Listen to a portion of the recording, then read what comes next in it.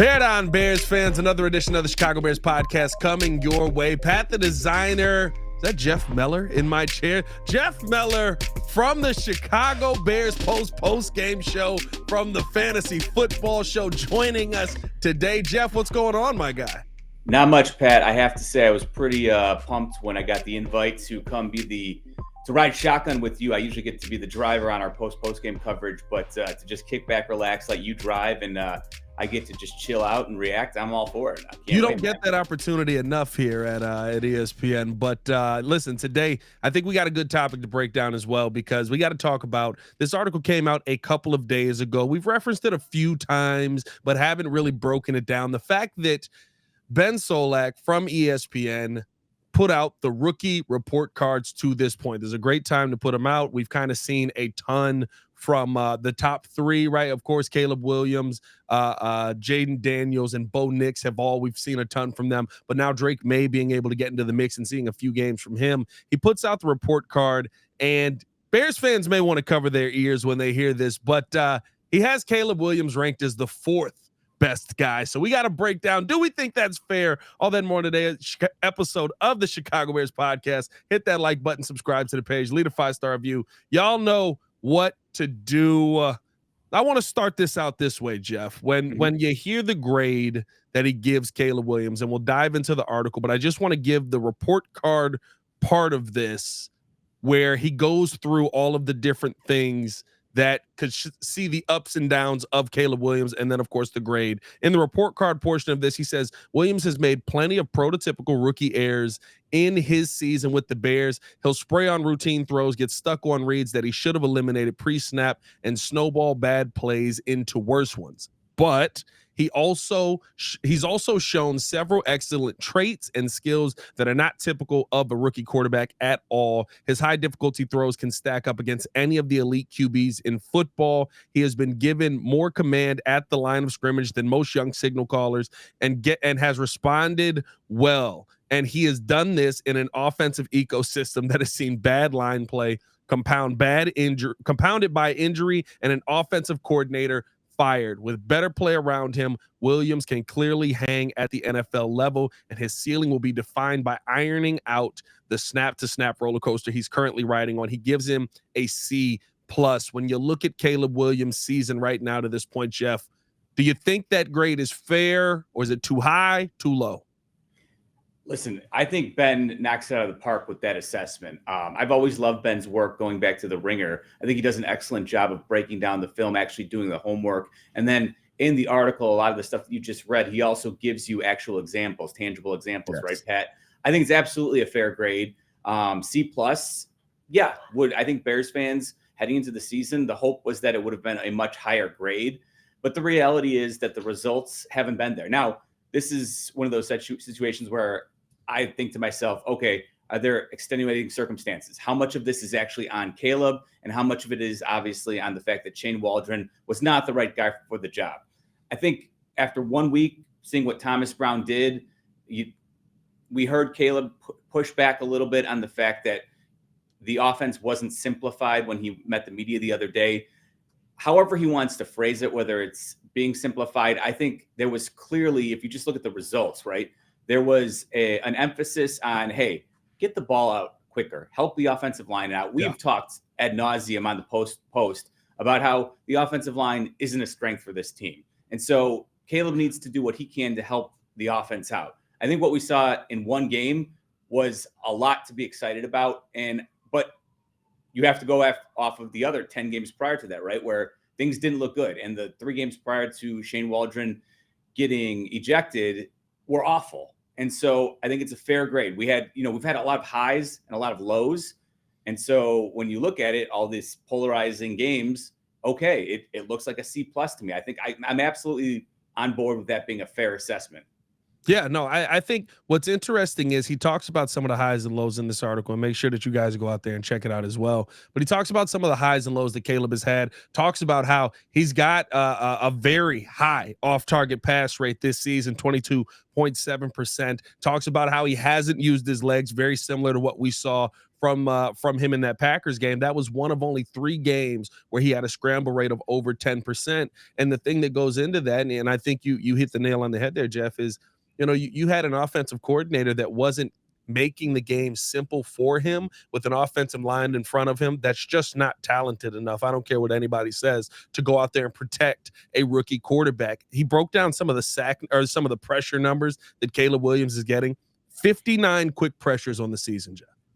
That means 2 seconds or less, he's getting pressure in his face. 33 unblocked pressures, which is basically nobody even thought to touch the guy. And then 15 extended pressures, those plays where he's holding the football too long. He's doing too much. I would assume a good chunk of those probably happen in that Patriots game, right? Where the 9 sacks, I'd say 4 or 5 of them, maybe Caleb Williams is holding the football too long there, trying to let some develop down the field. But I just feel like the up and down season has gone into some of the things that have been around Caleb Williams. And that's why I love how he ended it by saying, as the talent increases, Caleb will increase and Caleb will play better. And we're seeing that kind of happen with what Thomas Brown is doing, just getting the ball in the hands of those playmakers who are already talented. Yeah, I think that's why it's critical over the final stretch of the season here to see what he can do with Thomas Brown coaching him up. Clearly, there was a disconnect. The veteran players made it known that Shane Waldron wasn't coaching them the way they wanted to be coached. And I think we saw it week after week. It seemed like Shane Waldron was a poor communicator. Conversely, 2 weeks of seeing Thomas Brown talk to the media, and I don't think there's any doubt that he clearly commands respect in the room. And so I think that in itself is a great starting point for Caleb Williams. The results against the Packers wasn't what Bears fans wanted, but the improvement offensively was something that I think you can hang your hat on, and hopefully they can start to build on it. Like, I know we'll probably mention this, but this week's going to be a huge test. We know Brian Flores is, as Caleb mentioned, the king of the zero blitz. So he knows that all those pressure rates that you talked about, they're not likely to go down this week. However, when you're zero blitzing, there's also a huge opportunity for big plays if you can just create a little bit of time for your quarterback. And if he can recognize where the pressure is coming from in time, there should be some opportunities for some big plays. So I'm absolutely excited to see what they do this week, because the ball's going to have to come out quick, but it's also going to be coming out quick, but with the potential to use your arm talent to throw your guys open, specifically Rome, who we saw on that 4th and 3 against the Packers. That's the kind of stuff that I think is absolutely possible on a more consistent basis moving forward. So I'm excited to see what we do over the next few weeks with this Bears offense. Are they going to be able to build on what we saw? So yeah, all those pressure rates that they do not paint Caleb in a good light by any means. But at the same time, for as bad as the offensive line has played, I do think the 3 weeks prior to Thomas Brown taking over, it had really hit a low point, right? And what we saw too, Pat, I think, was Caleb, as talented as he is as a runner, he would create time in the pocket, but he was reluctant to take off and run. And I think this is partially a good trait, where he's keeping his eyes up and downfield looking. He's going big play hunting, right? But the reality is that sometimes you want to see him do what he did in the Packers game. And just, if the defense has their back to you, if they're in man and they're covering you, take off and go. Pick up that 12 yards in the first down. Keep the drive moving. Give your offense something where you can build on. And I think, that's why I'm encouraged after 1 week with Thomas Brown as the OC. If he can do more of that going forward, I think there's a lot of possibilities. Yeah, no, listen, I thought what was interesting in the article as well, Ben goes on to talk about how Caleb Williams often hangs in the pocket too long, keeping his eyes downfield, often to his own detriment. But haven't we been begging of that from a quarterback, a guy who's looking down the field, trying to make a play? He's trying to go through his progression. He even mentions there are times where he's trying to put his faith in the system. If you're trying to put your faith in the system, I mean, listen, when you hear the difference that Caleb talks about with Thomas Brown from Shane Waldron, and listen, it may not, all of this, all the hype, all the excitement, it may go away after this Vikings game. We may be like, oh, Thomas Brown is actually not the offensive coordinator we hoped he was, because, it was 1 week and it was a pop and now we're back down to earth. But when Caleb talks about the second the play is done, Thomas Brown is in my ear calling the next play, we're at the line, there's a calmness that comes with that, because I'm ready to go. Now I can assess what I'm seeing. Now nobody's rushing. I think back to the entire season we've had, Jeff, like the false start penalties, the pre-snap penalties. And yeah, you still had some here. It's going to go to the talent you have as well. But when you have that many pre-snap issues that the Bears have, it does speak to an OC that's probably getting the play in a little bit late, or is calling plays that are maybe a little bit jumbled up, or is miscalling plays. My mind goes back to, I've talked about this a couple times on the pod, that there's a play where literally Cole Kmet's the only option to throw the football to. And I don't know if Caleb called it wrong. I don't know if Shane called it wrong. I lean Shane because haven't seen Caleb make this. I didn't see Caleb make this mistake last week, but the entire offensive line goes left. Caleb is rolling left. The running backs are rolling left, and everyone's looking for the route to develop to the left. Cole Kmet's going to the right. Like when you have issues like that popping up, the communication issues between your signal caller and your quarterback, you're going to have dysfunction in the offense. And I think that leads to a lot of the struggles that we've seen here from Caleb Williams early on. It's going to be interesting to see kind of how he's able to overcome this. I thought one final thing just from the article, then I want to talk about some of the other quarterbacks who are in here and get your assessment on their grade as well. But I thought this was interesting where he said his reason for doubt. He had this entire section is literally Caleb Williams will overcome this. But then there's reason for doubt. He said Williams' highs this season are more than enough to hang his hat on, but there's no doubt the lows are extremely low. While other quarterbacks, young and old alike, see their negative plays expressed as cowardly checkdowns, panic throwaways, or prayerful 50-50 heaves, Williams' negative plays are much more devastating. Sacks. He's currently taking a sack on 32.3% of his pressure dropbacks, which is only behind Will Levis this season. In the past 5 years, the list of quarterbacks who have been on the over 30% is not very encouraging. Tannehill's on there, DeVito's on there, Daniel Jones, who just got cut today, is on there. Garoppolo's on there, who maybe a little bit of encouragement there. Baker Mayfield, Zach Wilson, some other guys on there as well. There are some good quarterbacks, I guess you can say on there. Colt McCoy currently starring in backup quarterback commercials. Wild, also on that list. Wild to see. Were you a Colt McCoy guy?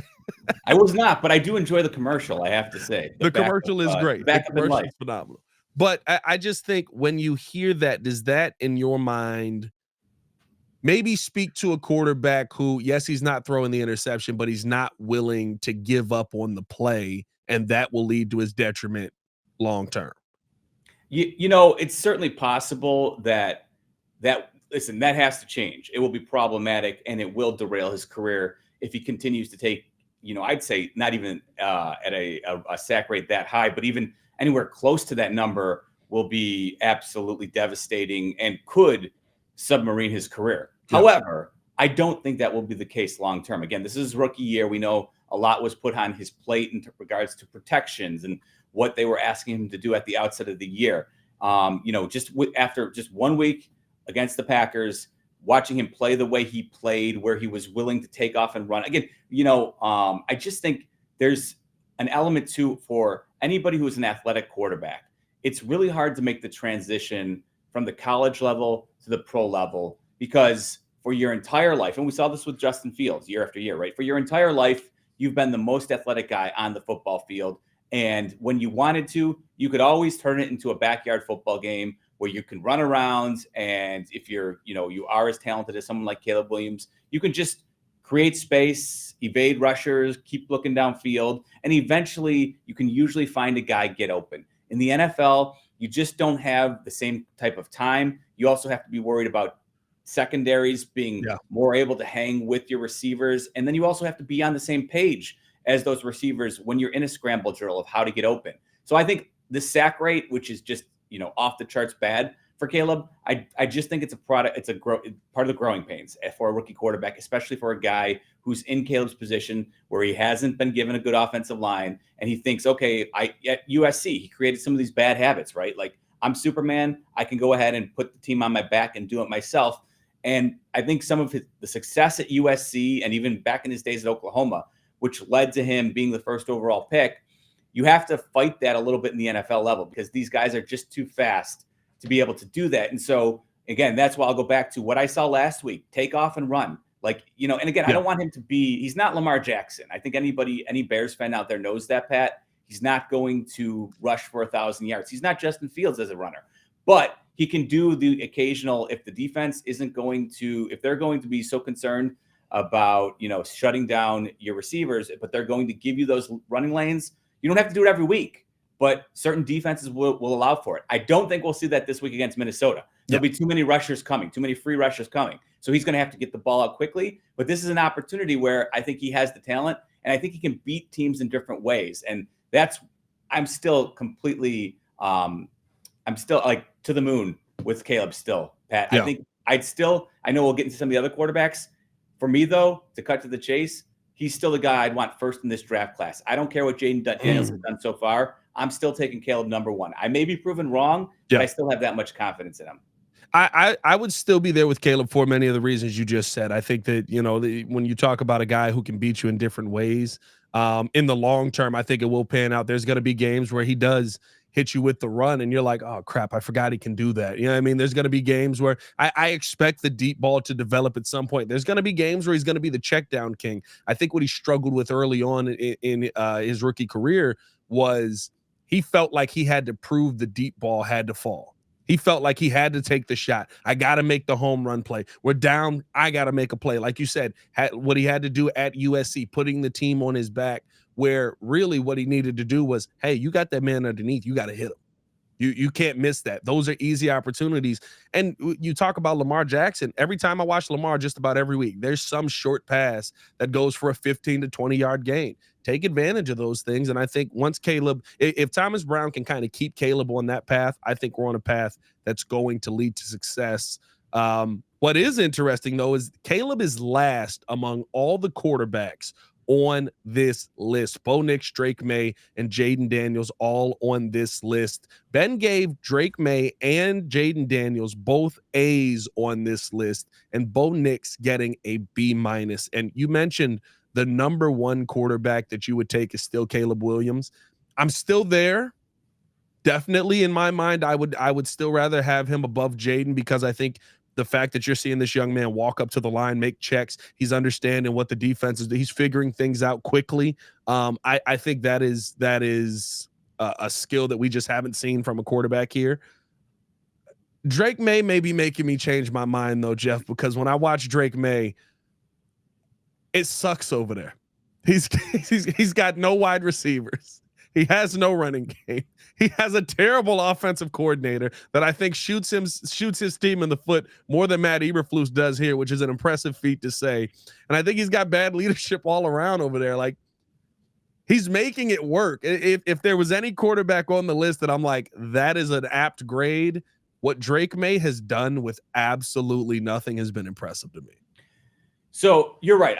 I agree. And for Jayden Daniels, for me, the issue is always going to be his size and those hits he takes. And I think we've seen it over the last 3 or 4 weeks since he's been dealing with the rib injuries. Yeah. The stats have come down. And so I think that's always going to be an issue for Jayden Daniels. While he's a dynamic runner, he still has not learned how to absorb hits and get down and avoid the big ones. Yeah. There's the comical clips of Jayden Daniels at LSU running out of the pocket and then just getting absolutely lit up because he refuses to get down, which is, an admirable trait as a teammate. But from a franchise building perspective, it's like, no, we need you each and every week. So you have to be a little more cautious at times. So that's, I think, always going to be something that scares me about Jayden Daniels. I need to see him get through, I think, multiple NFL seasons and start to show that he can be more like Russell Wilson and get down and get out of bounds and avoid those big hits before I truly can take him seriously above the other guys who I think will be better at it. Now, Drake Maye has a little bit of that in him too, right? He's bigger though. Yep. He's a little bit thicker. So maybe he can absorb some of those hits. But I think that's something that when you get to the NFL, every quarterback, and Caleb as well, you need to be aware of that. And Caleb, I think, has done a good job of I'm trying to think, can you even remember a big hit that he's taken this season when he's been, outside the pocket? Nothing comes to mind immediately. One late, it was a late hit, but it was, a DB making a bad one on the sideline. But yeah, that's about it. Nothing crazy. Yeah. So I think Caleb does that really well. And that's part of the reason why, I think he can continue to have success as a scrambler. But the arm talent is still elite for Caleb Williams. We've seen it at times. You mentioned the deep balls. That's something that he does need to correct a little bit. I do think he's been a little bit in terms of when he goes deep, we've seen a lot of balls that Caleb overthrows, not just his receiver, but the defenders as well. And I think, part of that is he wants to avoid ever turning the ball over, which is a good skill. You want your quarterback to be thinking that way, but you also need to allow your players to go make a play. And I think he's been a little bit too cautious when it comes to some of those deeper plays. Yes. I think, though, that's a product of, again, being rookie, trying to, a little bit overloaded so far this season with what he's taken on. And I think he's, so it's really, I think, unfortunately for Caleb Williams and for Bears fans, the whole first half of the season, I look at the C+ grade that Ben Solak gave him and I say, you know what? It's not terrible considering what he had to go through. It was, again, this goes back to the Bears being a bit of an organizational failure and putting him in this position.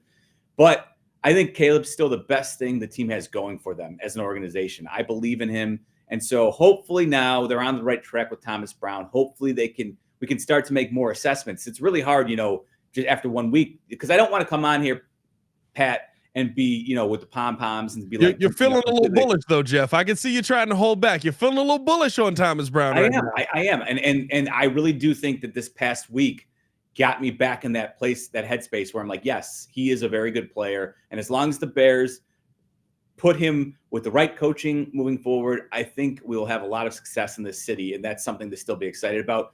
Drake Maye, though, you're right. I think he's the one who does concern me, that he could potentially, when all is said and done, have a better career than Caleb, because you're right. The tools have looked great. And the surrounding cast that he's got is not great in New England. In fact, it's worse than what the Bears have put around Caleb. So that's a little bit concerning, but I look at it, I don't think it's like binary. It's not either or with these guys. I think both can be great quarterbacks, Pat, and the Bears fans can be super happy that they have Caleb. I don't think this is a Mahomes Trubisky situation.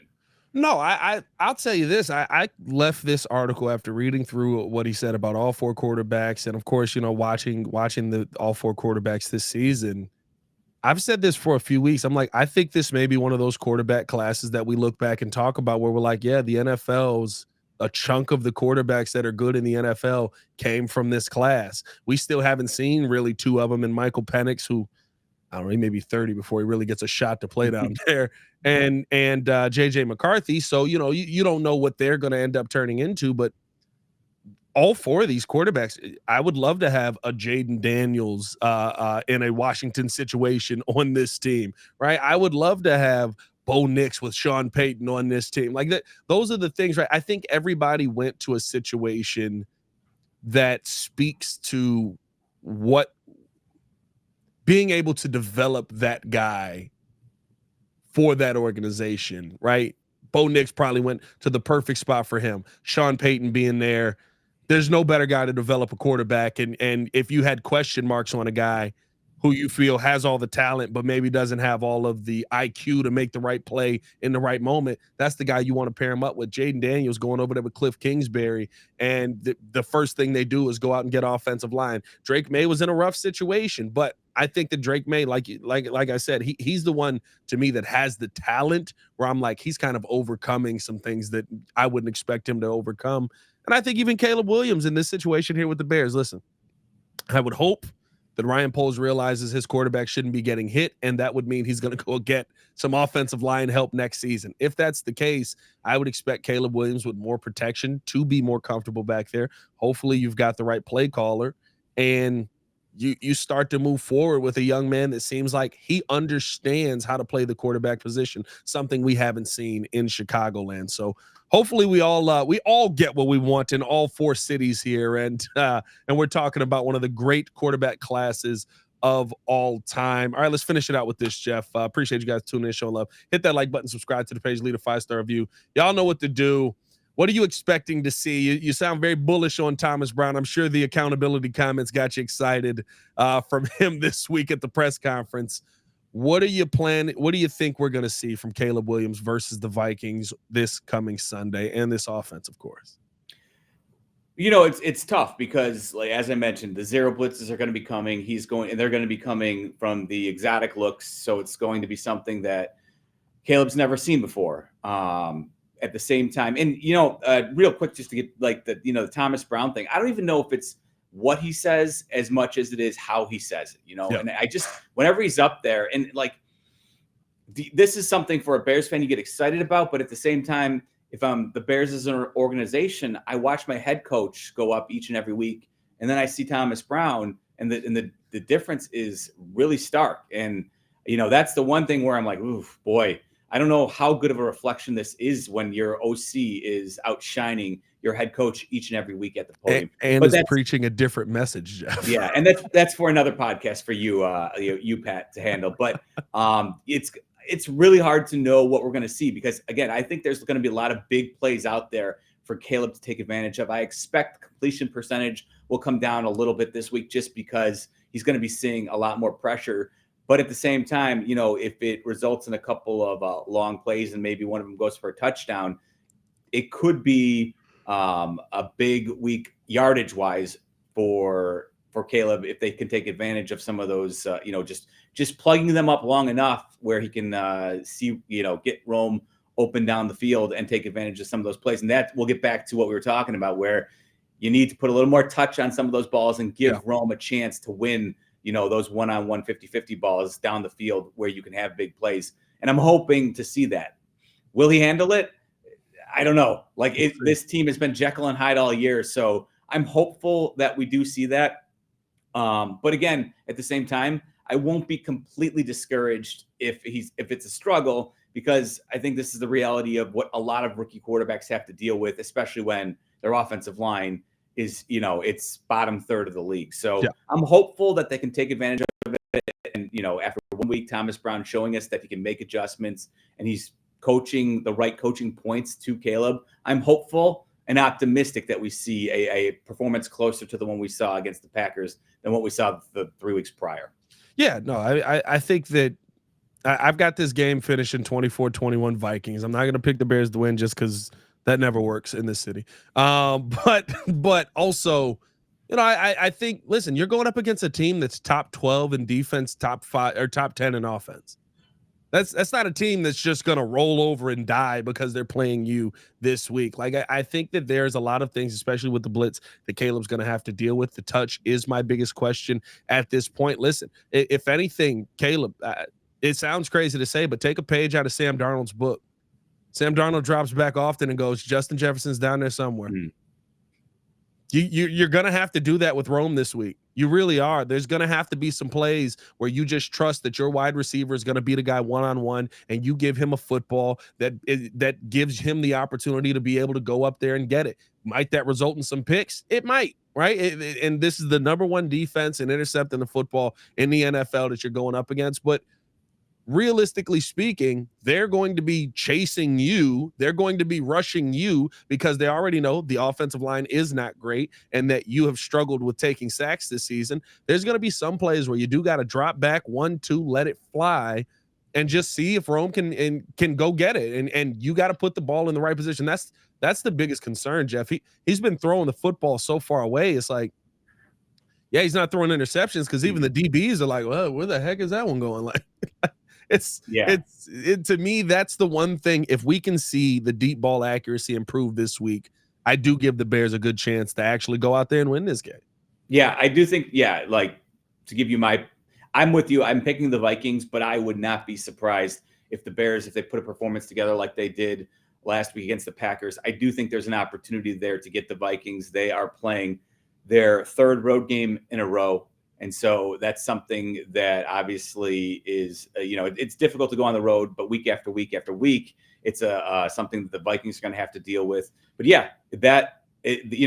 they play true complementary football, right? The Vikings do these days, and their defense is going to get after it, create some turnovers. And that not just Justin Jefferson, but the addition of Aaron Jones, who has actually been a full participant in practice the last couple of days. So it looks like he'll play. Yeah. You've got two pretty dynamic players, and obviously Bears fans are very familiar with Aaron Jones from his days with the Green Bay Packers.